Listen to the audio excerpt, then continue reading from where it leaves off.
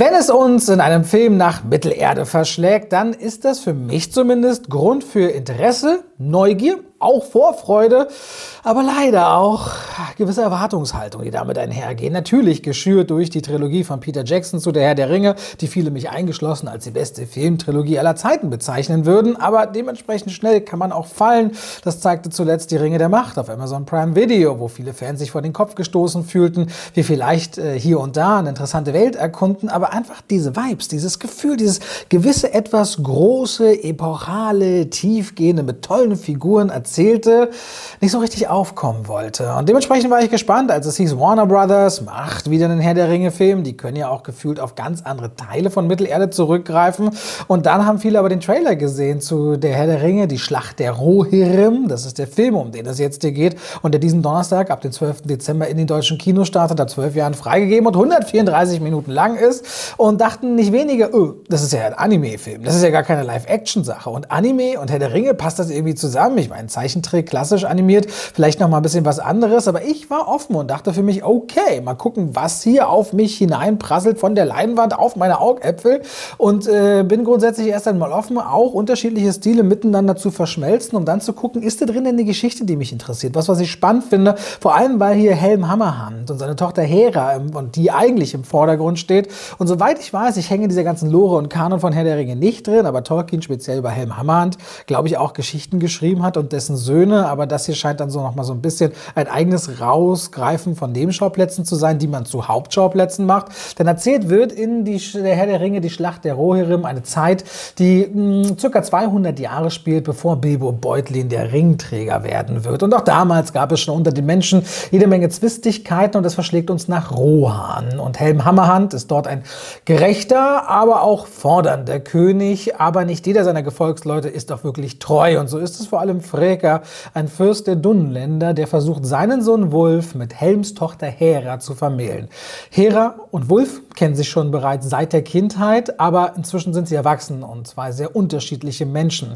Und aufgrund dieser unterschiedlichen Vorstellungen über eine Vermählung kommt es auch zu einer Auseinandersetzung. Und diese Auseinandersetzung hat so schwerwiegende Folgen, dass Wulf tödlichste Rache schwören wird, die zu einer Schlacht führt, wenn der man bereit ist, sämtliche Opfer zu ertragen und letztendlich der Hornburg ihren uns bekannten Namen geben wird. Das ist also so der Fokus, wo es um Rohan geht, mit seinen weiten, oft kargen Landschaften, manchmal mit Felsen durchbrochen, alte Bande vielleicht auch zu Gondor, aber vor allem den Völker und Kulturen darin und wie man zueinander steht oder wie man versucht, Macht zu ergreifen.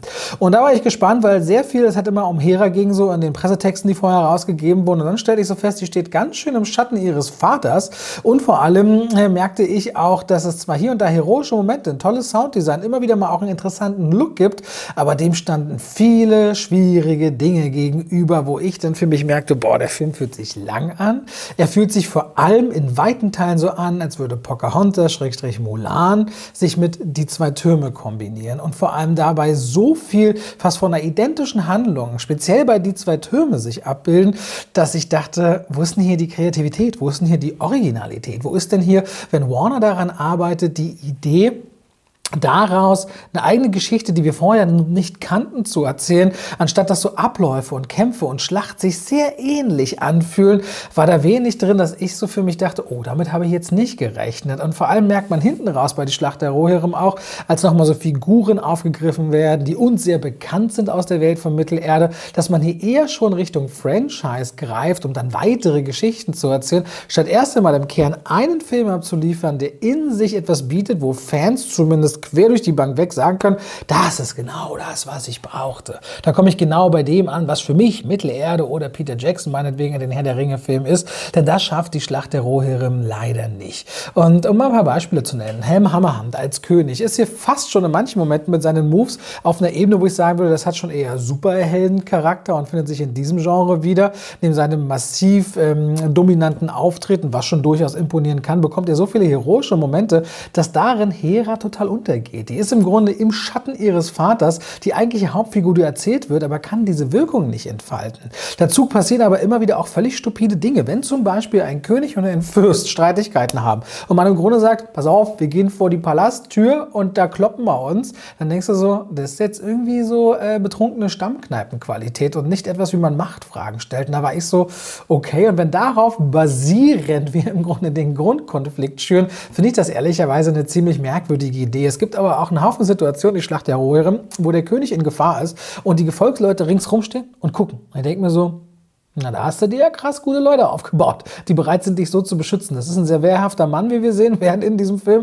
aber trotzdem immer wieder skurril, auch ohnehin, wenn so 2D- und 3D-Ebenen sich vermischen, entsteht so ein Look, wo gerade wenn wir Studio Ghibli, aber auch viele andere Filme aus Japan im Anime-Bereich sonst kennen, und ich bin ja nicht tief in diesem Genre drin, aber habe so viele bessere Vertreter gesehen, was den Look und Stil angeht, auch wenn ich die Farbpalette in die Schlacht der Rohirrim mag, ist die Wertigkeit, mit der das animiert oder gezeichnet wurde, nicht das, wo ich mir so denke, da kann es ganz dolle punkten auf der großen Leinwand.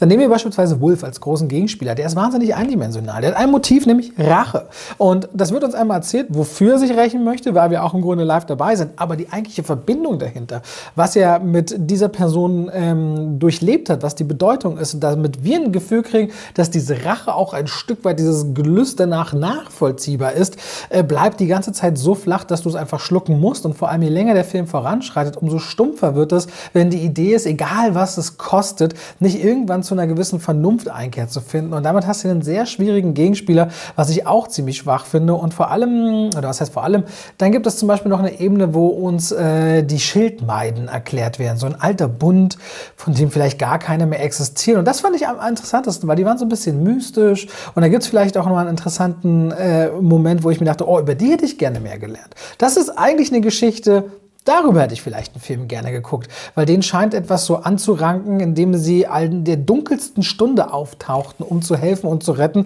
Nur leider wird das hier einfach nur so angedeutet, ohne es dann wirklich aufzugreifen. So verbirgt sich die eigentlich interessantere Geschichte in die Schlacht der Rohirrim in einer Erzählung, die innerhalb des Films stattfindet.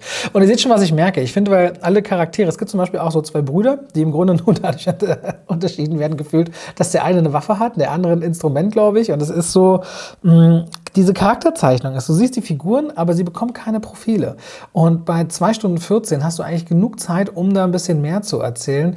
Und das hat bei mir einfach nicht angefruchtet. Ich würde sagen, der Film hat tolle Musik, die erinnert an mit beste Herr der Ringe-Zeiten. Sie hat ein richtig starkes Sounddesign. Also wenn es dann wirklich in Kämpfe, in Schlachten geht, wenn Klingen aufeinandertreffen, wenn Fäuste Körper treffen, das ist wuchtig. Das kommt im Kinosaal auch zu tragen. Das mochte ich beispielsweise. Und auch den ein oder anderen epischen Moment rund um Helm Hammerhand. Das ist was, wo ich kurz so dachte, naja, das hat schon eine gewisse Wirkung. Aber das kann alles nicht darüber hinwegtäuschen, dass man wenig eigeninspiriert ist, dass sich vieles davon anfühlt, als würde man vor allem Richtung großes Finale die 2 Türme kopieren, der ein großartiger Film war, aber eben für sich und als Realfilm und inzwischen es ist schon 20 Jahre her, sogar ein bisschen länger, eine ganz andere Wirkung hatte, als dieser Film hier kleiner gekocht es vermag zustande zu bringen. Diese Charaktere, die auch teilweise so abstrus handeln und ein König, der dir so als gerecht und groß und weitsichtig erzählt wird, dann in einem Faustkampf Sachen klären zu lassen, weiß nicht. Kommt mir ein bisschen merkwürdig vor. Insgesamt ist die Handlung durch die Ansagen, aber auch durch die Figuren und wie sie moralisch verteilt sind, zu absehbar dafür, dass sich der Film dann nicht zu zäh anführen würde, je länger es geht. Und dann ist dieser grundsätzliche Look keiner, wo ich das Gefühl hatte, das sieht ja jetzt fantastisch aus. Und das finde ich schade, weil rund um Herr der Ringe und Mittelerde gibt es eben von vielen, vielen Fans eine Hoffnung oder eine Erwartung. Und da sehe ich mich hier bei einem Film gegenüber, als ich rauskam und so ein bisschen schulterzuckend dastand, dachte so, ja, ich fand den jetzt so lala. Und das ist kein gutes Zeichen für Mittelerde. Und ich merke auch, je länger der her ist, umso mehr zieht sich das eher noch nach unten. Und ich dachte, als ich aus dem Kino kam, ist vielleicht ein nettes Companion-Piece, kann man so nebenbei schauen. Aber auch dafür reicht es eigentlich nicht unbedingt. Am Ende komme ich raus bei 5 von 10 möglichen Punkten als Anime, Abenteuer, Fantasy-Film und 4 von 10 möglichen Punkten insgesamt. Und ich glaube, da wäre deutlich mehr drin gewesen. Ich hatte so ein bisschen gelesen bei Leuten, die eben die Tolkien-Lore und Kanon kennen, kennen, die sagen, es gibt doch da eine Geschichte, die total tragisch und mit Krieg und Schlachten zu tun hat, wohl rund um die Söhne von Helm Hammerhand. Da bin ich nicht drin, aber so wie ich es so en passant gelesen habe, schien das eine Geschichte zu sein, die wirklich erzählenswert ist. Die hier ist es eher mäßig und hätte bestimmt auch Potenzial haben können, wenn man sie anders aufarbeitet und sich nicht irgendwie bei sich selbst und bei anderen so sehr in der Struktur der Handlung selbst bedient. Naja, okay, dann bin ich am Ende meiner Review zu Der Herr der Ringe, die Schlacht der Rohirrim. Ich bin gespannt mit den nächsten Live-Action-Filmen rund um Andy Serkis, Gollum und Co., ob die uns dann wieder überzeugen können. Ich bleibe hoffnungsvoll und dann bin ich am Ende meiner Review zu diesem Film. Ich bedanke mich wie immer fürs Reinschalten und wünsche euch ganz viel Spaß beim Filmeschauen.